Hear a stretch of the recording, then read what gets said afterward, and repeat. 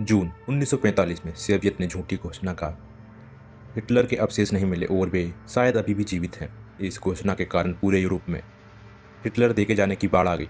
मित्र देश के अधिकारियों ने बिना किसी संदेह के यह स्थापित करने की कोशिश की कि हिटलर वास्तव में अपने बंकर में मर गया था। इस उपदेश से उन्होंने हिटलर की निजी स्टाफ के विविध सदस्यों से पूछा कि जो अप्रैल 1945 के अंत में तानाशाह के साथ थे।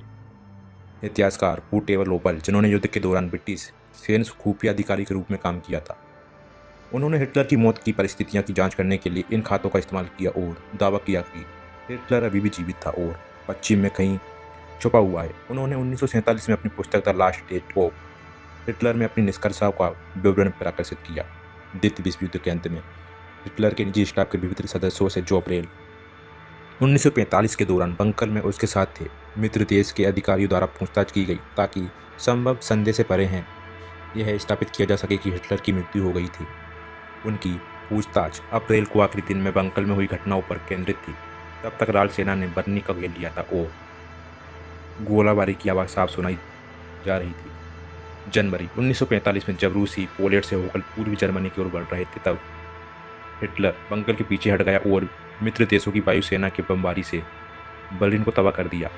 अप्रैल 1945 की शुरुआत तक 25 मिलियन रूसी सैनिक जर्मन राजधानी तक पहुंच चुके थे। 2 सप्ताह बाद वे शहर के केंद्र पर पहुंच गए थे और हिटलर की शरणस्थली के केवल कुछ 100 गज की दूरी पर लड़ रहे थे।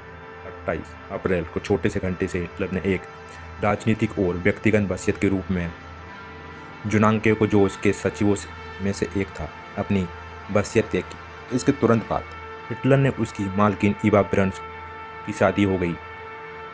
उनकी उपस्थिति में 2 सचिवों ने बताया कि उन्होंने नवविवाहित जोड़े को देखने के लिए एक साथ बुलाया गया था। हिटलर ने इवा गोयब, उनकी पत्नी मैंग और हिटलर ने निजी सचिव मार्टिन बोरमन के साथ मनचित्र कक्ष से निकाली, जहां विवाह समारोह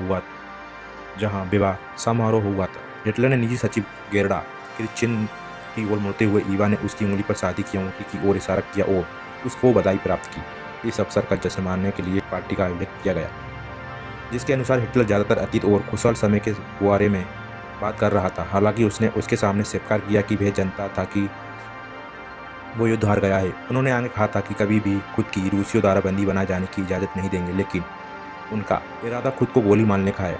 उन्होंने जुनांगों को बताया कि साथ ही एक भावनात्मक अनुभव था, लेकिन उनके लिए मृत्यु का मतलब केवल उनकी की गई चिंताओं को एक बहुत ही कठिनाई जीवन से छुटकारा पाना होगा, जो निश्चित भोजन के लिए हिटलर और ईवा के साथ शामिल होने की आदि थी।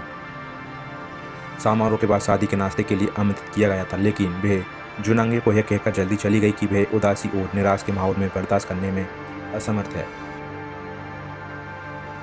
शादी के नेक्स्ट 29 अप्रैल को सुबह बंकर के निवासियों को मुसोलिनी ने और उसकी मालकिन पेरोलोटा ने पेटासी के इताबली पक्षपातियों द्वारा फांसी की खबर मिली। पूछताछ करने वालों में से एक ने टिप्पणी की कि इसमें हिटलर के दृढ़ संकल्प के मजबूत करने में मदद मिलेगी कि ना तो उसे और कोई ना ही इब्रा बिरान को इस भाग्य का सामना करना पड़ेगा। हिटलर ने अपने कर्मचारियों को अंत के लिए तैयार करने का आदेश दिया। एक प्रत्यक्षदर्शी ने देखा कि हिटलर ने ऐसे अंगरक्षक उसके निजी कागजात नष्ट कर रहे थे। कई और डॉक्टरों में से एक को हिटलर ने बोल्डी, उसके अरेसियन कुत्ते और इब्रा बिरान को स्पेनियर के जहर देने का निर्देश दिया था। चश्मदीदों ने यह बताया कि वैसे 29 अप्रैल को दोपहर में हिटलर एक कमरे से दूसरे कमरे में जाकर अपने तत्काल कर्मचारियों को छोड़कर सभी के साथ हाथ मिलाता था और प्रत्येक को प्रदूषण और धन्यवाद के कुछ शब्द कहता था। 30 अप्रैल की सुबह तक रूसी सेना पास के कॉन्स्टेंटमेंट प्लाम्स तक पहुंच गई और चारों ओर लड़ाई की आवाज़ें थी। रिकॉर्ड पर मौजूद एक संस्कृत से पता चला कि ईवा को रोते हुए सुना गया था, मैंने यही मरना पसंद करूंगी, मैं बचना नहीं चाहता। वह और हिटलर बाद में अपने कमरे से बाहर निकले और उनके निजी कर्मचारी इकट्ठे हो गए थे। वो चुपचाप हाथ मिलाते हुए कमरे में घूमे। हर कोई जानता था कि समय आ गया है। जुनांगो को याद आया कि उसने क्रिश्चियन दोनों ने हिटलर से एक जहर कैप्सूल मांगा था, ये देखते हुए कि हिटलर के कुत्ते को जहर का तेजी से असर हुआ था। हिटलर ने उन्हें यह कहते हुए एक एक दिया कि उसने ऐसा किया और उसे खेद है कि उसके पास इससे अच्छा कोई उपाय नहीं था। वे चाहता था कि उससे जनरल भी उतने ही शांत और बहादुर होते जितने वे थे।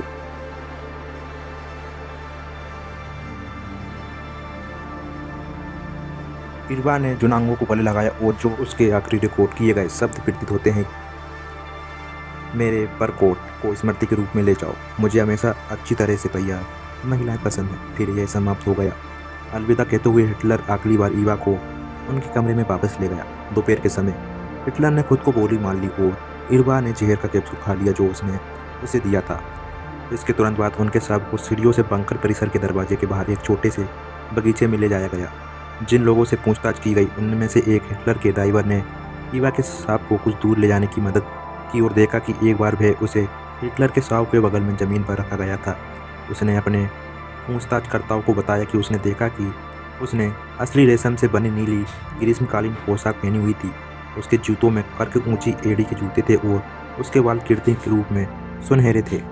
कुछ ही क्षण बाद उसी गवाही ने एम्बुलेंस और बोरबन सहित एक दल को शवों के पास इकट्ठा होते हुए देखा।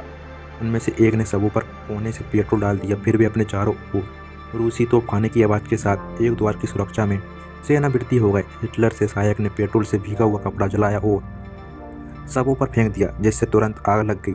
समूह ने नाजी सलाम बनाया और पीछे हट गए।